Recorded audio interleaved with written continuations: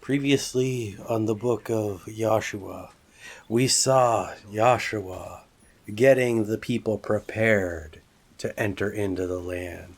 We had a little bit of a rally call in the first chapter. Then in the second, we had the spies sent out to the place that they are going to go next on their journey. And now it is time to go. It is time to leave. It is time to cross the river and move towards the promised land. The book of Joshua 3:1. Joshua rose early in the morning, and they removed from Shittim, and came to the Jordan, he and all the Israelites, and lodged there before passing over. So the Israelites have been dwelling in this location for quite some time. They mourned the death of Moses, and then they were preparing to get ready, and now they are moving forward now that the spies have returned. The territory that they are in is not the easiest to move around in. It is rather rocky terrain. There's mountains around. Moses was just up the mountain. So now they are journeying towards the Jordan River. And then when they get to the Jordan River, they lodge there. So they set up camp and they wait for further instruction and probably rest a little bit, because it was probably quite the journey. It's not just the Israelites, and they're not all people of a particular age category. We have young people, we have old people, we have animals. So any form of movement is significantly more challenging, especially if the terrain is not the friendliest. The book of Joshua 3:2. After 3 days, the officers went through the camp. 3:3. Commanding the people, when you see the ark of the covenant of the Lord your God being borne by the Levitical priests, set out from where you are and follow it. So the Israelites, they've been waiting around a couple days. And here comes the instructions, some of the officers.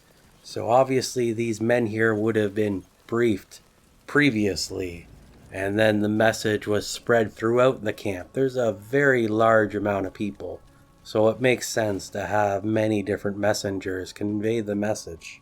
And that is for the Israelites here, when they see the ark carried by the Levitical priesthood, that they are to follow it. In some ways, there is quite a bit of parallelization between the book of Joshua and what we saw earlier on in the different books of Moses. In this instance, specifically the Exodus, when they crossed the river, when Moses parted the sea so that they could cross. Here we have the Ark of the Covenant leading the way. And as we know, the Ark of the Covenant is not simply an ark. It also contains the words of the covenant, but then there is the mercy seat that sits upon the top of it. So in that way, we could take the interpretation here that the Lord will lead them across the Jordan River, in the same way that the Lord led them across the Red Sea. Book of Joshua 3:4. Yet a space must be kept between you and it, about 2,000 cubits by measure.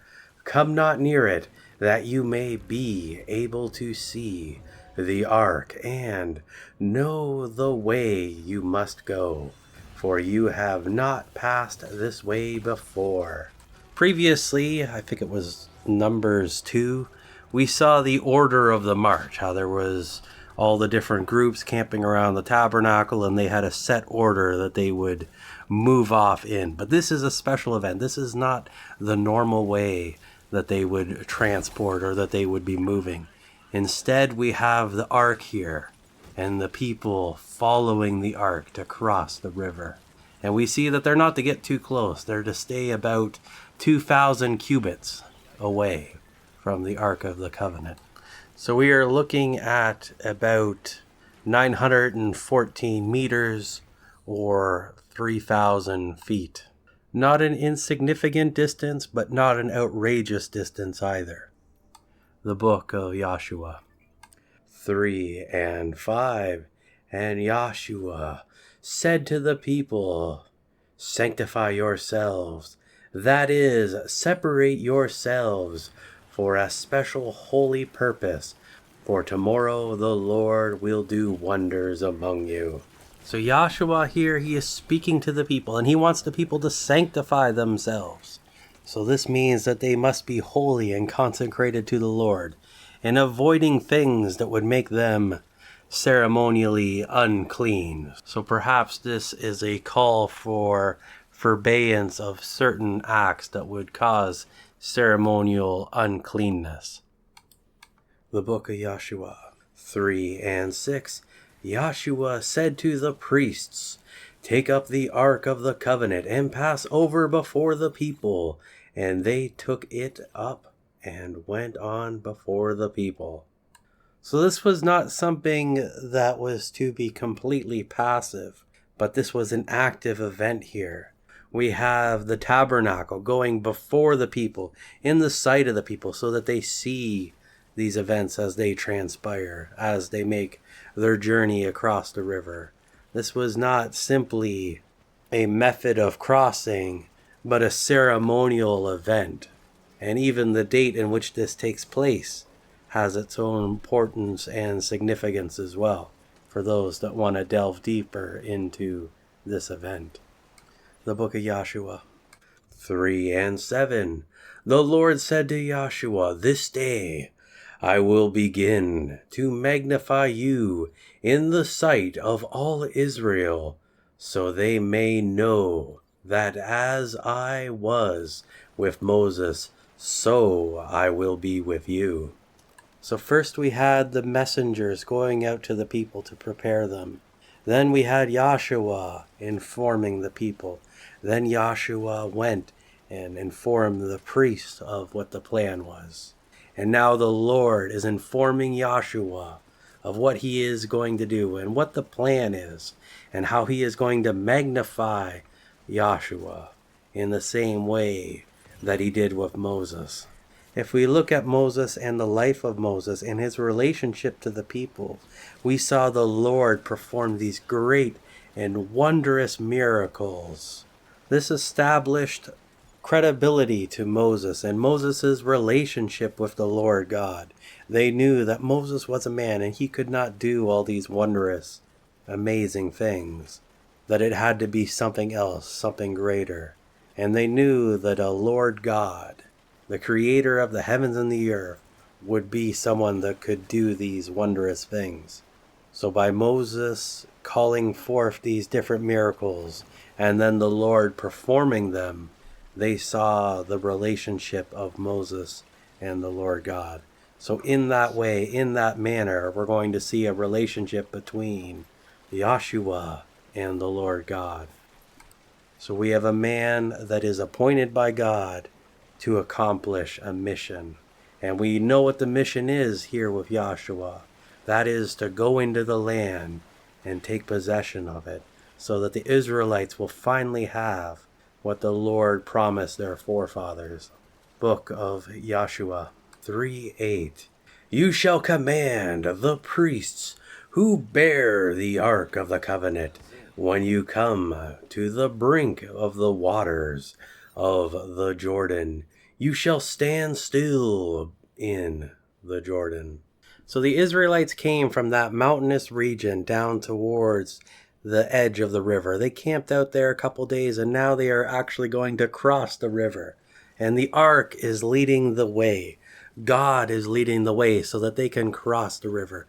There is some symbology here that the Lord is the one who is going to give them this land, and he's going to start by making the crossing of the river significantly easier. They're not going to have to build a bridge. They're not going to have to tie a rope and go by one or anything crazy like that. It's going to be easy. The Lord is going to make it easy for them to cross this river. So we have the commandment here that the priests that are bearing the ark, they are to stand in the river.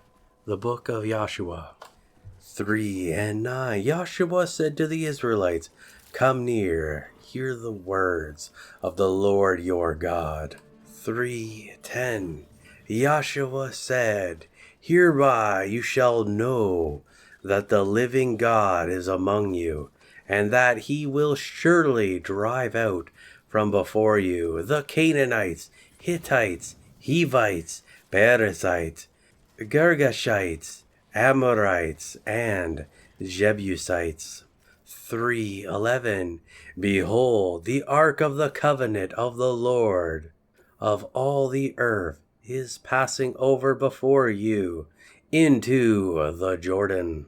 The way I visualize this event here is that they are on the edge of the river, and Joshua here, he's given the commands to the priests to take this ark into the water. And while they are on their journey towards the water, he continues his speech, and he is informing the people of Israel. He's probably speaking with a loud voice so that they can all hear. They're all gathered around him, and they can see the ark in the distance because they were 2,000 cubits away. And they see the priest inching closer and closer to the river. And he is informing them of how they are going to have this great and mighty victory over the people that were in the land. 40 years ago, the spies entered into the land, and they saw these people, and they were afraid of them. But Joshua here is reassuring them that they will drive out these people and take possession of this land. And right as he's saying this, the priests are entering into the water, and there's going to be a miraculous miracle taking place. The book of Joshua 3:12. So now take 12 men from the tribes of Israel, one from each tribe. So now we have an election or a selection of 12 different representatives, one for each of the tribes. We're going to see more about them in a later chapter. The book of Joshua 3:13. When the soles of the feet of the priests who bear the ark of the Lord of all the earth shall rest in the Jordan, the waters of the Jordan coming down from above shall be cut off, and they shall stand in one heap. So as Joshua is making this speech, the priests enter into the water, and we see the miracle unfold. The water is heaping up in the distance upriver, and as a result of it piling up there or heaping up, the water is no longer flowing. So the water is receding so that they will have a passage that they can cross this river. The book of Joshua 3:14. So when the people set out from their tents to pass over the Jordan with the priests, bearing the ark of the covenant before the people. 3:15. And when those who bore the ark had come to the Jordan, and the feet of the priest bearing the ark were in the brink of the water, for the Jordan overflows all its banks throughout the time of the harvest. 3:16. Then the waters which came down from above stood and rose up in a heap far off at Adam, the city that is beside Zarethan, and those flowing down toward the sea of the Arabah, the salt Dead Sea, were wholly cut off, and the people pass over opposite Jericho. Previously, we saw a little bit of an outline of how these things were to take place, and this is the actualization or the reality of the events, and this is how it actually happened, or has a different point of view of the same event. The book of Joshua 3:17. And while all Israel passed over on dry ground, the priests who bore the ark of the covenant of the Lord stood firm on dry ground in the midst of the Jordan until all the nation finish passing over the Jordan. So the Lord opens the way for them to cross this river and stays there long enough for everybody to cross. Then the priest with the ark follow along afterwards. This is certainly the most stylistic and impressive way that they could enter into the land. And the Lord made it very easy for them